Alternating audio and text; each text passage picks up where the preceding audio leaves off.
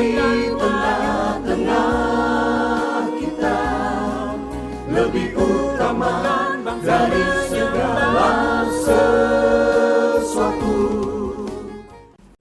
Pemeliharaan Tuhan.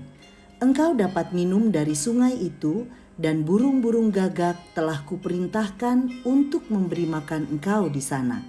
1 Raja-Raja 17 ayat 4. Sahabat Iktus yang dikasihi Tuhan, Tuhan bekerja jauh melampaui apa yang dapat kita pikirkan dan bayangkan.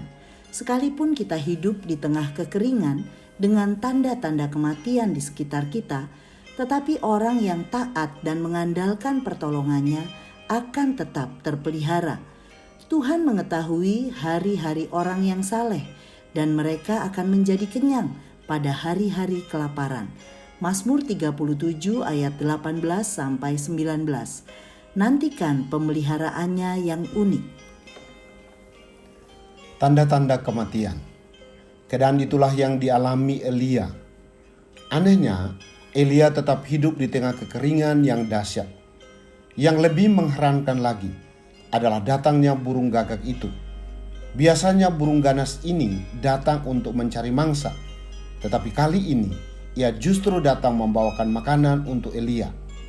Ini menunjukkan cara unik Tuhan dalam memelihara umatnya. Lebih dalam kita akan melihat bagaimana pemeliharaan Tuhan sempurna terhadap umatnya. 1. Masa sulit ayat 1. Elia menghadapi situasi yang sulit di zamannya. Kondisi moral dan rohani bangsanya merosot dan benar-benar bobrok. Mulai dari raja, para imam, sampai seluruh rakyat hidup menyembah berhala. Ini dikarenakan Ahab rajanya berlaku jahat di mata Tuhan, lebih daripada semua orang yang mendahuluinya. 1 Raja-Raja 16 ayat 30. Di bawah pengaruh istrinya Isabel, putri kerajaan Sidon, seorang penyembah berhala, sehingga ia pergi beribadah kepada Baal dan sujud menyembah kepadanya. 1 Raja-Raja 16 ayat 31. Selaku utusan Allah, Elia menyampaikan firman hukuman dari Tuhan atas ketidaktaatan Israel. Allah akan menahan hujan selama 3,5 tahun. Bandingkan Ulangan 11 ayat 13-17. Hukuman ini juga membuktikan bahwa Baal tidak memiliki kuasa, karena para penyembah Baal percaya bahwa Baal menguasai hujan dan bertanggung jawab untuk panen yang berlimpah-limpah. Dalam Perjanjian Baru dinyatakan bahwa masa kekeringan di Israel itu terjadi sebagai hasil doa Elia yang sungguh-sungguh. Bandingkan Yakobus 5 ayat 17. 2. Taat di masa sulit ayat 2 sampai ayat 4.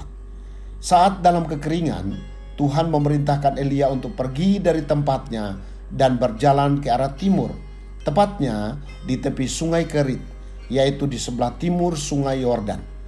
Dan Elia melakukan apa yang diperintahkan Tuhan. Ia taat saja sesuai dengan firman-Nya. Walaupun ia tidak tahu persis apa yang akan terjadi di sana, namun ia taat. Mengapa ia taat?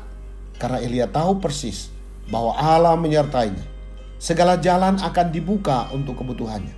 Ia tidak khawatir atau takut karena mengerti pengharapan yang disediakan baginya. Di dalam ketaatan ada jaminan yang pasti. Elia pasti minum air dan ia juga pasti makan. Tuhan dapat memakai segala cara untuk menolongnya. 3. Pemeliharaan Tuhan sempurna bagi yang taat di masa sulit. Ayat 5 dan ayat 6. Tuhan memelihara Elia selama musim kering itu. Elia pun pasrah menanti makanan, daging dan roti yang dibawa seekor gagak. Meski burung gagak kerap dikaitkan dengan sesuatu yang buruk, namun yang menarik, burung gagaklah yang menyediakan makanan bagi Elia pada waktu pagi dan petang. Kalau Tuhan mau, Dia bisa menggunakan apa dan siapa saja untuk melaksanakan karyanya. Peristiwa di tepi sungai Kerit membuktikan bahwa Tuhan bukan hanya berkuasa atas hujan, tetapi juga berkuasa atas seluruh makhluk hidup dalam dunia ini. Bahkan Tuhan sanggup memakai burung gagak untuk memelihara kebutuhan Elia. Ajaib bukan? Melalui semuanya itu, Tuhan ingin mengajar kita bahwa cara Tuhan memelihara orang-orang yang dikasihinya melampaui pikiran kita. Sangat sempurna. Sahabat Iktus hidup di tengah kekeringan dengan tanda-tanda kematian di sekitarnya menunjukkan kehidupan yang tanpa harapan. Akibat dosa dapat membawa kita berada dalam situasi yang demikian. Tidak ada pilihan lain selain berbalik kepada Tuhan dan menaatinya. Maka Ia akan memelihara hidup kita dengan cara-caranya yang sempurna dan ajaib. Saya tidak mau terhanyut dalam permasalahan hidup yang akan membuat saya semakin berputus asa. Setitik harapan selalu ada ketika saya mempercayai Tuhan dan taat dengan sepenuh hati. Tuhan dapat mengerjakan hal yang ajaib bagi saya, jauh melampaui pikiran dan kemampuan saya. Ada saja cara kreatif Tuhan untuk memelihara hidup saya. Saya bersyukur atas pemeliharaannya yang sempurna. Sahabat Iktus yang dikasihi Tuhan, masa sulit seperti apa saat ini sedang saya hadapi?